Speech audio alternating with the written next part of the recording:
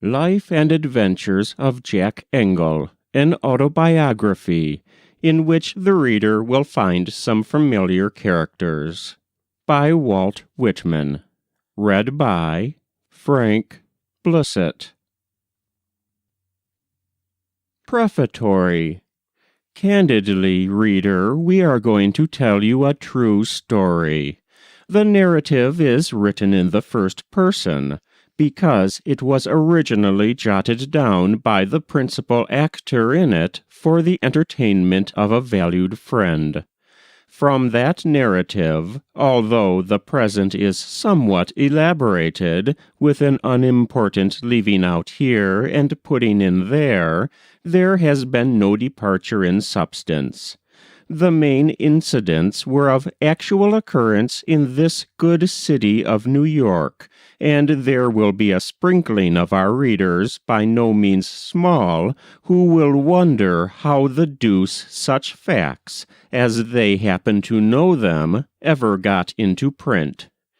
We shall, in the narrative, give the performers in this real drama unreal names, and for good reasons, throw just enough of our own toggery about them to prevent their being identified by strangers.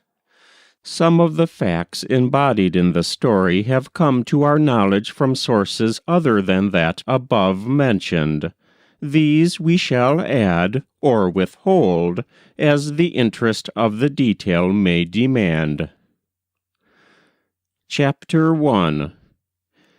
Punctually at 12:30, the noonday sun shining flat on the pavement of Wall Street, a youth with the pious name of Nathaniel clapped upon his closely cropped head a straw hat, for which he had that very morning given the sum of 25 cents, and announced his intention of going to his dinner. Covert attorney at law stared into the room. It was a downtown law office, from the door which was opened wide and fastened back for coolness. And the real Covert, at that moment, looked up from his cloth-covered table in an inner apartment whose carpet, bookcases, musty smell, big chair with leather cushions, and the panels of only one window out of 3 being opened, and they but partially so, announced it as the sanctum of the sovereign master there. The gentleman's garb marked him as one of the sect of Friends or Quakers. He was a tallish man, considerably round-shouldered, with a pale, square, closely shaven face, and one who possessed any expertness as a physiognomist could not mistake a certain sanctimonious, satanic look out of the eyes. From some suspicion that he didn't appear well in that part of his countenance, Mr. Covert had a practice of casting down his visual organs. On this occasion, however, they lighted on his errand boy. "Yes, go to thy dinner. Both can go," said he, "for I want to be alone."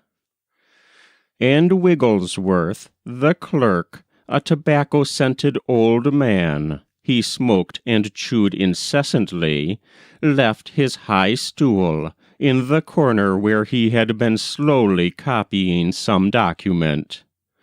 Old Wigglesworth, I must drop a word of praise and regret upon you here, for the Lord gave you a good soul, ridiculous old codger that you were.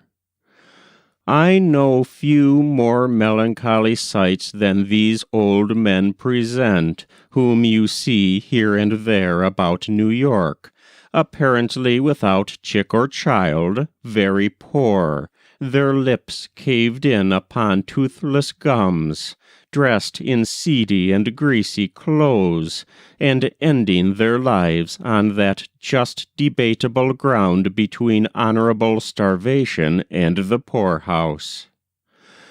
Old Wigglesworth had been well off once.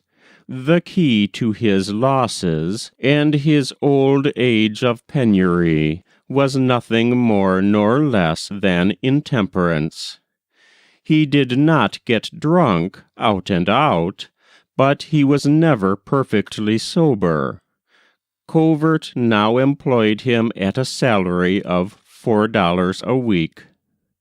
Nathaniel, before mentioned, was a small boy with a boundless ambition, the utmost end and aim of which was that he might one day drive a fast horse of his own on 3rd Avenue. In the meantime, he smoked cheap cigars, cultivated with tenderness upon his temples his bright brown hair in that form denominated soap-lock, and swept out the office and ran the errands, occasionally stopping to settle a dispute by tongue or fist.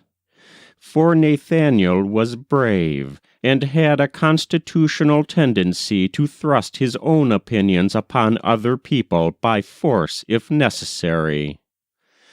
Freed from the presence of the two, Mr. Covert sat meditating and writing alternately until he had finished a letter on which he evidently bestowed considerable pains.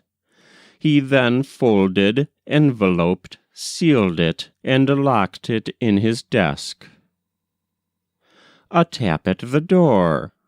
"Come in." 2 persons enter. One is a hearty, middle-aged man of what is called the working class.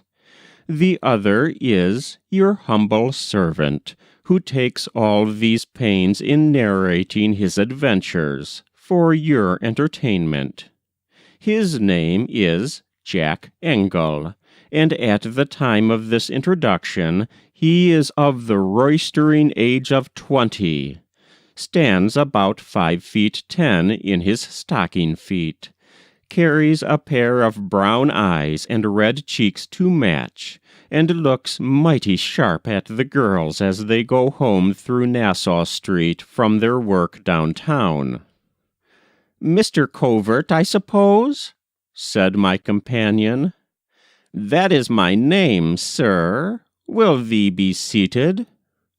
"My name's Foster," settling himself in a chair and putting his hat on the table. "You got a line from me the other day, I suppose?" "Ah, yes, yes," slowly answers the lawyer.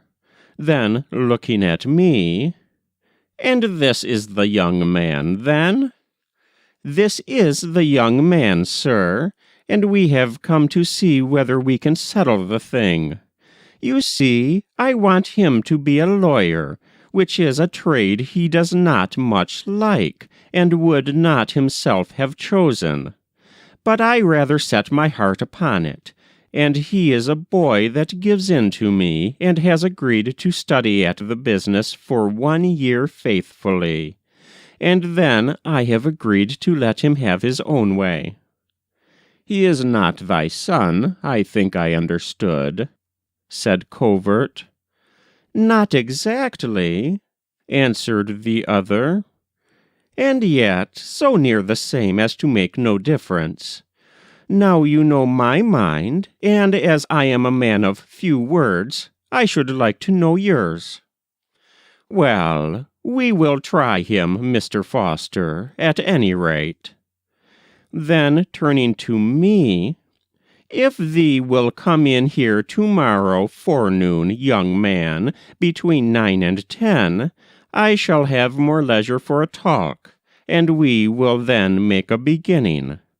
Although I warn thee in advance that it will depend entirely upon thyself how thee gets along. My own part will be nothing more than to point out the best road."